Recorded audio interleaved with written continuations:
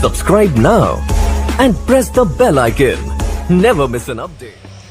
Hello friends, मैं प्रेमा कुमारी। Welcome है आपका हमारे यूट्यूब चैनल यानी अभिजीत जीकेजीएस क्लासेस में। आज के हमारे इस वीडियो में सामान्य विज्ञान यानी जनरल साइंस से संबंधित महत्वपूर्ण टॉप 10 प्रश्न है आपके लिए। इस वीडियो में हम आपको विज्ञान के बहुत ही महत्वपूर्ण यानी इम्पोर्टेंट प्रश्न और उत्तर यानी क्वेश्चन एंड आंसर उपलब्ध कराएंगे। ये सभी प्रश्न हमारे आने वाले रेलवेज भर्ती जैसे आरआरबी, एनटीपीसी, आरआरबी ग्रुप जी आदि एग्जाम में इससे रिलेटिव, इससे संबंधित प्रश्न अवश्य ही पूछे जाते हैं और पूछे जाएंगे। जैसे कि ऐसे हमारे वीडियो पे तो ज़्यादा कमेंट्स आते नहीं हैं, फिर भी हमारे वीडियो पे कमेंट्स आया था कि आप अपने क्वेश्चन की, अपने प्रश्नों की संख्या को बढ़ाएं। तो जैसा कि हम जानते हैं कि यदि हम किसी स्कूल में पढ़ते हैं, कॉलेज में पढ़ते हैं, तो हमारा एक बुक का जो सिलेबस होता है, मान लीजिए कि हमारा 10 चैप्टर यदि बुक का, तो हम पहला चैप्टर से ही शुरुआत करते हैं। तो उसी हिसाब से यदि हम अगर GK, general science, current affairs की बात करें तो वो 10 नहीं हैं, बहुत ही होते हैं। तो और ये भी नहीं कि अगर एक दिन में हमको 50 क्वेश्चन बता दे तो 50 आपको याद हो जाए। तो हम सोचते हैं कि कम बताएं लेकिन वो प्रश्न बताएं जो हमारे एग्जामिनेशन में पूछे गए हैं और पूछे जा सकते हैं। वो चाहे जनरल नॉलेज से हो, जनरल साइंस से हमारा, या जीके करंट अफेयर से हो हमारा, वो हमारे अगर एग्जामिनेशन में पूछे गए हों और उससे संबंधित प्रश्न आएंगे तो वही आपको हम भले ही टॉप 10 देते हैं पर वही प्रश्न देते हैं जो हमारे लिए महत्वपूर्ण हो। वरना जीके की कोई लिमिट्स नहीं होती हैं, ये हमारे कहीं से पूछ दिए जाते हैं, किसी से भी रिलेटिव और किसी भी विषय में हमसे पूछे जाते हैं। किसी भी तरह के क्वेश्चन अवश्य पूछे जा सकते हैं। तो इसलिए हम आपके लिए वही प्रश्न लाते हैं जो हमारे लिए, आपके लिए, हमारे कॉम्पिटिटिव एग्जामिनेशन के लिए इंपॉर्टेंट हो। तो चलिए देखते हैं आपके द्वारा जो हमने टॉप 10 आपके लिए प्रश्न एकत्रित किया है जनरल साइंस से, उससे संबंधित प्रश्न संख्या 1। पृथ्वी पर सबसे नरम खनिज का क्या नाम है? हमारा ऑप्शन ए है कैल्साइट, बी है टोपाज, सी है जिप्सम, डी है टाल्क। हमारा प्रश्न था कि पृथ्वी पर सबसे नरम खनिज का क्या नाम है? जो पृथ्वी पर सबसे नरम खनिज है उसका क्या नाम है? तो ऑप्शन जैसे कि मैंने कहा कैल्साइट, बी है टोपाज, सी है जिप्सम और डी है हमारा टाल्क। सही उत्तर हमारा ऑप्शन डी है टाल्क। ऑप्शन डी सही उत्तर है हमारा।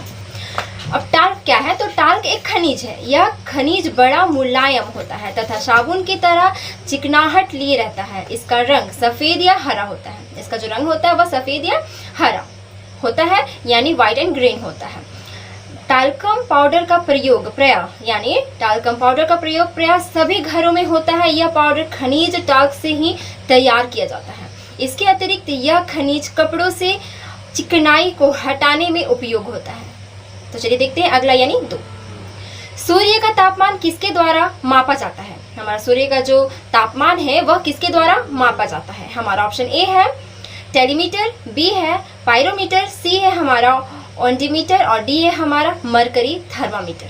सही उत्तर हमारा ऑप्शन बी है पायरोमीटर। ऑप्शन बी हमारा सही उत्तर है।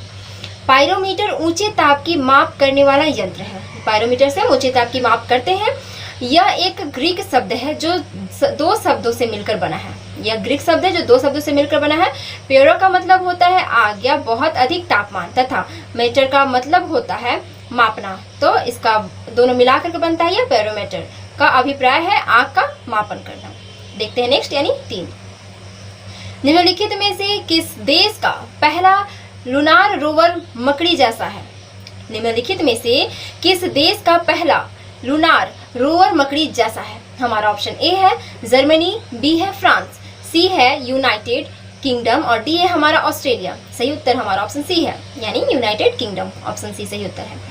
नासा द्वारा वित्त पोषित मिशन से यूनाइटेड किंगडम चंद्रमा पर रोवर पहुंचाने वाला चौथा राष्ट्र बन गया है। इसका वजन सिर्फ 1.5 किलो है। इसका वजन सिर्फ 1.5 किलो है। इसका वजन सिर्फ 1.5 किलो है। रोबोट को ब्रिटेन के स्पेस स्टार्टअप द्वारा बनाया और डिजाइन किया गया था, जिसे स्पेस बीट कहा जाता है। देखते हैं नेक्स्ट यानी 4। मैग्नीशियम के दहन से जो उत्पादक बनते हैं, मैग्नीशियम के दहन से कौन से उत्पादक बनते हैं? मैग्नीशियम के दहन से कौन से उत्पादक बनते हैं? तो हमारा ऑप्शन है अम्लीय है, बी है उदासीन, सी है क्षारीय, डी है सभी। तो सही उत्तर हमारा ऑप्शन सी है क्षारीय। ऑप्शन सी हमारा सही उत्तर है। मैग्नीशियम एक रासायनिक तत्व है जिनका चिन्ह है Mg है। मैग्नीशियम एक रासायनिक तत्व है, जैसा कि आप जानते हैं इसका चिन्ह Mg है। मैग्नीशियम आयन के जल में उच्च घुलनशीलता इसे सागर के जल में तीसरा बहुत घुला तत्व बनाती है। मैग्नीशियम के दहन से क्षारीय उत्पादक बनते हैं। देखते हैं हमारा नेक्स्ट यानी 5।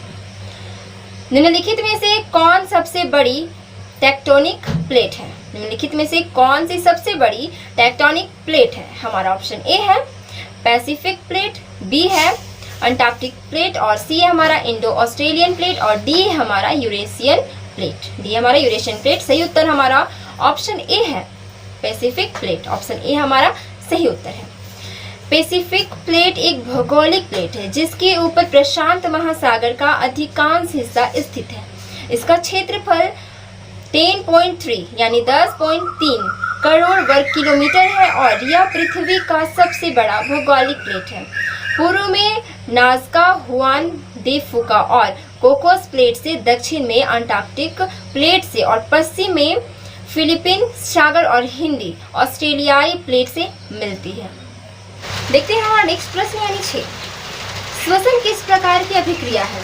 श्वसन किस प्रकार की अभिक्रिया है? तो हमारा ऑप्शन ए है ऊष्माक्षेपीय अभिक्रिया, ऑप्शन बी है हमारा संयोजन अभिक्रिया, ऑप्शन सी है हमारा उपचयन अपचयन अभिक्रिया और ऑप्शन डी है हमारा द्वीपघटन अभिक्रिया। तो सही उत्तर जो है हमारा ऑप्शन ए है यानी ऊष्माक्षेपीय अभिक्रिया। हमारा ऑप्शन ए सही उत्तर है। श्वसन क्रिया के बाद हमें ऊर्जा ऊष्मा प्राप्त होती है, इसलिए यह एक ऊष्माक्षेपीय अभिक्रिया है। जीव जंतुओं की कोशिकाओं में ऑक्सीजन की उपस्थिति में भोजन के जैविक ऑक्सीकरण होने की क्रिया को श्वसन कहते हैं। ग्लूकोज हमारी कोशिकाओं में उपस्थित ऑक्सीजन से संयोजन कर CO2 और जल बनाता है। देखते हैं नेक्स्ट यानी 7। किसी अभिक्रिया में भाग लेने वाले पदार्थ क्या कहलाते हैं? किसी भी अभिक्रिया में जो भाग लेने वाले पदार्थ होते हैं वो क्या कहलाते हैं? तो हमारा इसका ऑप्शन है, ऑप्शन ए है प्रतिफल, बी है अवकारक, सी है अभिकारक और डी है ऑक्सीकारक। सही उत्तर हमारा ऑप्शन सी है अभिकारक। ऑप्शन सी सही उत्तर है। रासायनिक अभिक्रिया में एक या अधिक पदार्थ आपस में अंतःक्रिया करके परिवर्तित होते हैं और एक या अधिक भिन्न रासायनिक गुण वाले पदार्थ बनते हैं। किसी रासायनिक अभिक्रिया में भाग लेने वाले पदार्थ को अभिकारक कहते हैं। किसी रासायनिक अभिक्रिया में भाग लेने वाले पदार्थ को क्या कहते हैं? अभिकारक कहते हैं। देखते हैं हम नेक्स्ट यानी 8। धातु के बर्तन में खाना बनाया जाता है क्योंकि यह ऊष्मा का, हमारा जो धातु का बर्तन में हम जो खाना बनाते हैं वह क्यों? क्योंकि ऊष्मा का क्या है? धातु के बर्तन में खाना जो बनाया जाता है वह ऊष्मा का क्या है? तो हमारा ऑप्शन ए है सुचालक है, बी है अर्धचालक है, सी है सुचालक है और डी है चालक और सुचालक दोनों। सही उत्तर हमारा ऑप्शन ए है सुचालक है। ऑप्शन ए हमारा सही उत्तर है।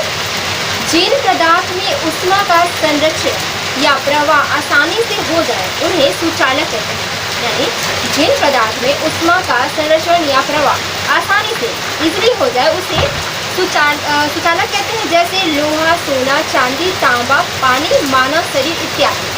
देखते हैं नेक्स्ट यानी 9।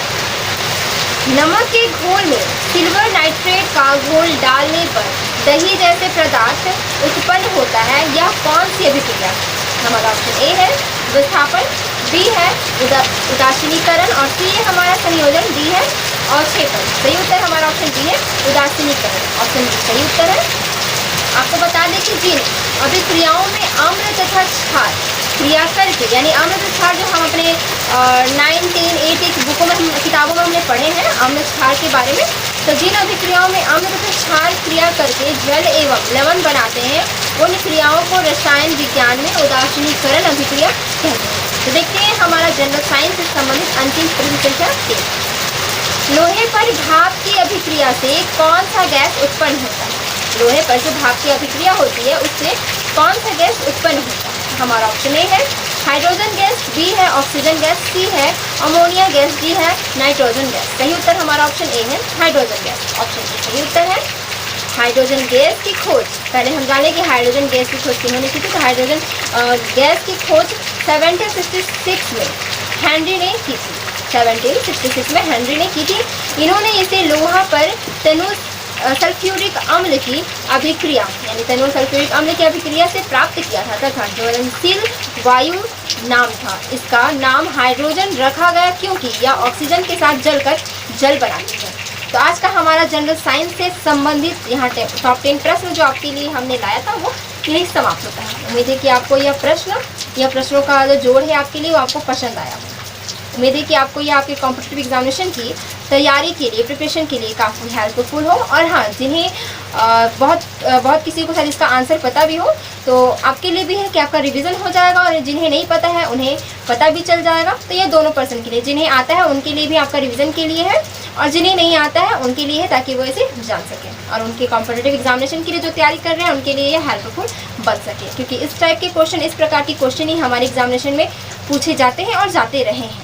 तो बने रहिए हमारे चैनल पर, और आपसे निवेदन है कि आप हमारे चैनल को लाइक, सब्सक्राइब, शेयर, कमेंट ज़रूर करें। आपके कमेंट और शेयर से हमारा मनोबल बढ़ता है। यदि आपको हमारे प्रश्न या हमारे उत्तर में से अगर किसी भी चीज़ में आपको कन्फ्यूज़न हो, यदि आपको कुछ पूछना हो, तो आप हमारे कमेंट बॉक्स में अवश्य लिखें ताकि हम उसे दूर कर सकें। तब तक के लिए बने रहिए हमारे चैनल पर। नमस्कार।